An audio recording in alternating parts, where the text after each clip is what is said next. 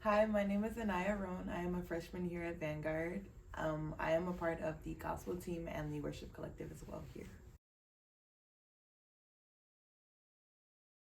This is a hard question, but I feel like the only reasonable answer is a sandwich because it has the most variety.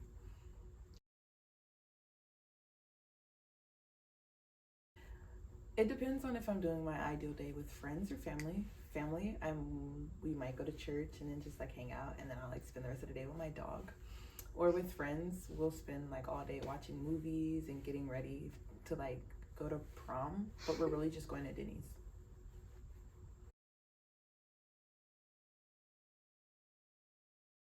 I would talk to animals. I love animals. Okay. Hey guys, I'm just gonna share my story with you guys today. Okay, so for me, I grew up in the church. My grandpa's a preacher, so I was always in his church. I grew up, so I was always the pastor's grandkid, which is kind of the same as a kid, but it's a little worse sometimes, in a good way and a bad way sometimes. But anyway, um, we I always grew up singing with my sisters, and so we were always in church. My dad was a minister of music, so we always had that foundation in the church. We were in church all day, 7 days a week. And a lot of times, for so many years doing that, you'll become accustomed to playing church because you would go to church and you would do what was expected of you and not what you felt. And so for so many years, still being kids in elementary school, you wanted to fit in. I wanted to fit in. I wanted to have all the friends, but because I was different from them, a lot of my friends were not religious at the time or even now. And so I would try and put myself in a box I didn't belong in to be able to hang out with them. And it took a toll on me a lot emotionally as a kid, and even like in high school, I would still try and do the same thing. But I remember when I was about 7, I had a pastor tell me I had a call on my life. And I was 7, I didn't know what that meant. So I'm like, a call, okay, cool, or whatever. I cried because everybody else cried, but that's just, again, what's expected of you to do. But as I got older, the following week also, somebody else told my dad the same thing with me standing there. And I just kind of kept it in the back of my mind because I didn't know what it was, but I knew it must have been important if 2 different people that on different days told me the same exact thing. So I would kind of go through school, just trying to fit in. I was already younger because I had skipped a grade, so I'm a year ahead actually. Everybody would always pick on me because I was younger and they thought I was just a pushover, so they would try and do whatever that they wanted to me, and I had to act like I was older or that I was bigger or badder in a sense than the other people. And that changes you a lot. I grew up a lot faster than I should have, but it works out for me in the end.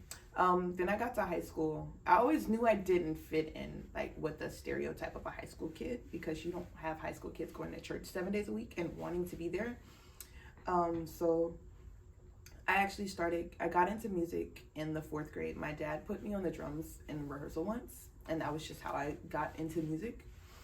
And fast forward, I was just playing the drums and I was doing basketball. I was actually on varsity my freshman year in high school. But because music was outweighing basketball, my dad was like, I had to choose, and I chose ministry. But at the time, I was still just playing church. I just did what I should have been doing, but my heart was not really in it, in a sense. Or I was 1 foot in the door, 1 foot out, Oh, I was a lukewarm Christian. That's what I'm thinking of. And a lot of spiritual warfare happens when you're a lukewarm Christian. They don't tell you that, but it happens. And as a kid, you're like, well, why do I have to go through this? I'm a kid. Like, I'm supposed to be outside having fun playing with toys, and I'm out here struggling. And so it's just over the years, every so often it would hit and happen. And I got to high school. I thought high school was going to be like the greatest thing ever, walking into freshman year. We're like, yeah, we're going to have the best year ever. It's going to be 2020. Everything's just going to be great. March of my freshman year in high school, COVID hit and everything changed. And being isolated in the house without like really any social interactions took a toll. And you're in a house with your family, you get sick of your family after so long. And that's not in like a mean way, but like we're trapped in the house physically, can't do anything. So if you have problems, you have to sit there. You can't do anything about it. So with distance learning, it was just power on in your computer and log into Zoom. They didn't care if you had your camera on. So we did not have to be engaged. Like there were times I would turn on my computer and just go back to bed. Like the funk of COVID just hit, and it was like depressing. And so I found my way to music. My older sister had a keyboard. She actually would play a little bit before I did. And I would sneak on her keyboard and she would get mad at me. But I snuck on her keyboard and my dad found me once. And so that he found me. He's like, oh, okay, you know, the following week, my dad's like, you're going to learn some songs. And my dad was like, all right, we're in COVID. We're stuck in the house. We don't have anything to do. He was like, we're going to do a song a day and we're going to keep going that way until you can play. And I was like, okay, cool. My first song, it was so hard. Like my fingers could not reach the notes that he wanted me to play. But I wanted to give up that day, but I didn't. I kept going. And then I got into the gist of playing. And then when my church was allowed to bring essential staff and like praise and worship back into the building, it was only the musicians and the singers and then the ministers. So we were singing to an empty congregation for weeks and months until we were able to have church outside. But because I was depressed during COVID. It was really hard. And I was just going through the motions, you know, wake up, go on Zoom, go to church, go home. And for so long, I was like, okay, I don't know. I'm at the time where we were actually allowed to come back into church. I was going into, I want to say my junior year. So we were already been in the house for a year or two. And I was like, okay, like, this is just whatever. And then finally we were allowed to go back to school. And I was still like in this state, but like music kept me from being like extremely just like I don't want to be here anymore type depressed. And I used that as an outlet, and I got my junior year. I was in full honors classes at this time. Junior year and senior year full honors classes. So junior year, it was just a lot. And then I was like, I went, you know how they have like New Year's Eve services, like service into New Year's. I went to one and I was just like really down, and I was playing. So I'm on an instrument, right? I'm playing for the service. They actually have a guest pastor come from out of state. I've never met this man a day in my life. But we're at the service and he looks at me and he says, there's something about you. Word for word, he said, there's something about you. You may not realize what it is, but music is the way to go. Keep going. He was like, you're worried about getting into college. Don't worry, God's got you. You're worried about whether you're going to graduate from your high school at what you want. You're going to go with a 4.0 or higher. And I'm like, yeah, he's just talking. You know, I graduated with a 4.3. I got into Vanguard. This was the first school I was accepted into. First school I committed here, obviously. But I was still just like going through the motions. And then my senior year, I had decided, I was like, all right, enough is enough. I know what I want to do or what I need to do. And I was tired of playing church. So I made a commitment to God. I was like, all right, I'm going to do this for real.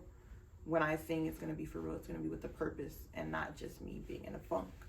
And that's actually how I got my way out of depression. I surrendered and I said, all right, God, whatever you want to do, it's yours, right? I'm still a senior in high school, so it was a little odd, you know, because I always knew I didn't fit in with everybody. I dressed differently. I talked differently. I didn't listen to the same music they did.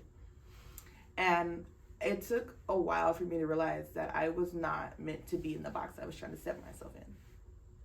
I was picked out to be picked on, in a sense. So I was always going to be standoffish or I stood differently than others. I let my light shine, of course. I tried, but sometimes my light would get dim. It's like, well, because why doesn't anybody like me? And then I was like, you know what? If they don't, that's fine. I wasn't put here for people to like me. I was put here on an assignment, and that is to do whatever God wanted me to do in the time. And when I did that, I lost a lot of friends. People who were with me for the last, or for the person that they wanted me to be. And so when I really just walked in who I was and my faith in God, it really changed everything. I had maybe a good 4 friends. It seems sad, but it's not sad. We had really fun times still.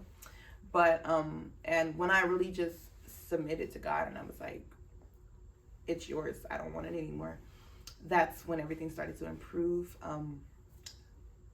I ended up having a really great relationship with all the admin at my school. I wound up with the principal's award. I was not expecting it at all. And then like when I got it, people were like, why are you surprised? It's like, I don't expect accolades for doing what I'm supposed to. And so when you get accolades for doing what you're supposed to, and we were like, oh, okay, I just went to class, you know. But yeah, enough of that. Then I got here to Vanguard, or I'll go back. Summer was interesting as well. Summer was really hard. A lot of losses in the family, very close to each other. And emotionally, that was like another toll.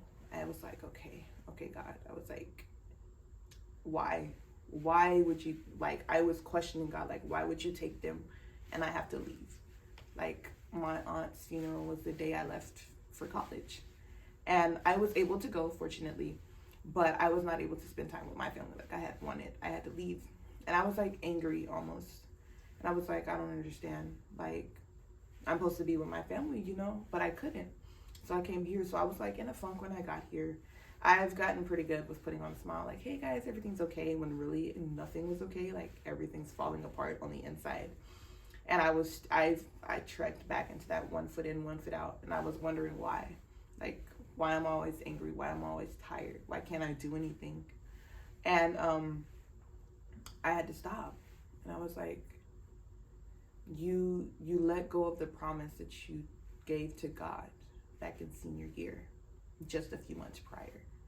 And so I was like, I'm constantly saying, yes, I'm living for God, but I keep failing. I keep sinning. I keep making mistakes that I know I shouldn't. So why do I keep doing this? And it was simple.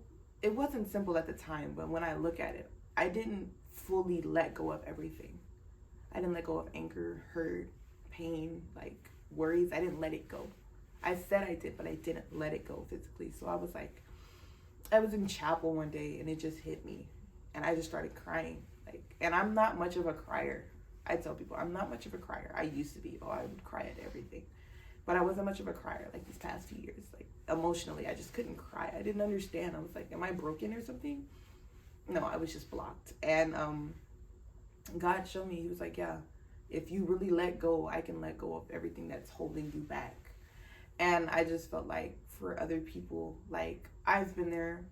I've been the lukewarm Christian. I've been the one that says who's Christian but didn't act like it. I've been the one who looks Christian or plays the part but didn't fit the role. You know, I've felt unworthy. I've felt like God was wasting his time with me. But just through me just pressing and wanting to be closer to God, he showed me, like, you are worthy. You are supposed to be here. What he has for you is for you if you just say yes and let him guide you.